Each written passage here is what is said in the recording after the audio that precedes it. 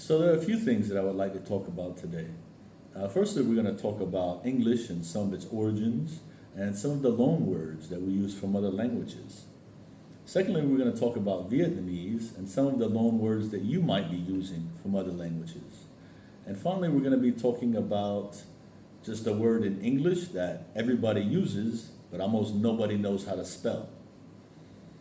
So firstly, English is a Germanic Romance language hybrid, and it's been around for about 1400 years, and it's really an ever-changing, ever-evolving language, and it has even changed during my lifetime quite a bit.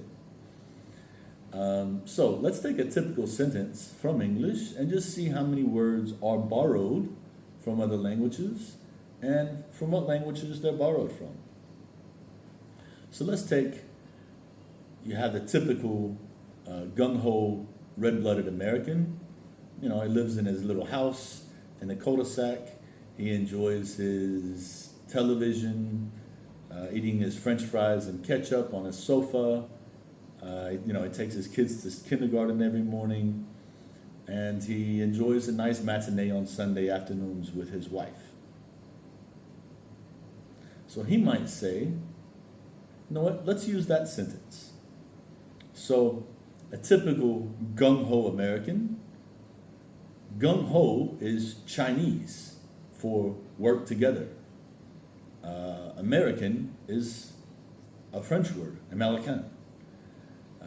Typical comes from the word typique in French, which, you know, quite similar. Let's move on. So, wait. Don't move on yet. You forgot one. Cul-de-sac or cul-de-sac. So in English, it means the end of a neighborhood, with a sort of a roundabout there. And in French, cul-de-sac means just the bottom of the bag, or really the butt of a bag. It's kind of strange. So anyway, all right, teacher, take it from here. So on the sofa, sofa comes from the Arabic word sufa.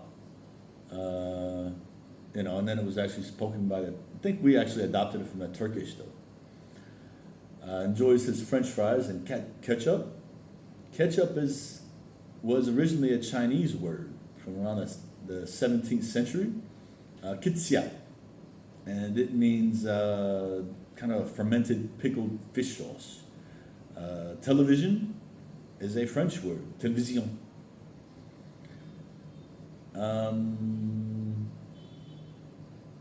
Alcohol. Alcohol comes from the Arabic word akul, which was kind of a metallic powder that they used to put around their eyes, kind of for, you know, it was kind of like a fashionable kind of thing to do. How that became alcohol, the drink, I have no idea. But alcohol is definitely not part of the Arabic culture. Anyway, so he takes his kids to kindergarten every morning. Kindergarten is a German word, and it means garden children, basically. And he takes his wife to a matinee every Sunday. Matinee is a French word, and it just means morning.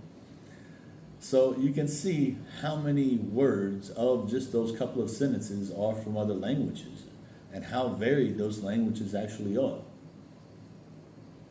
So let's look at Vietnamese for a minute, and some of the words that you might be using that you didn't actually realize are from other languages as well. So let's look at the word phô mai to begin with. So this word comes from the French word fromage, or cheese. A word that you probably use on a daily basis is bánh mì, and that comes from the word, or words, pain de mie, or bread. You might also think of the word xà bông, or savon, which in English is soap. So it's quite interesting. I think depending on where you live in Vietnam and the dialect of Vietnamese that you speak, around 4% or so, I've read, is of French origin.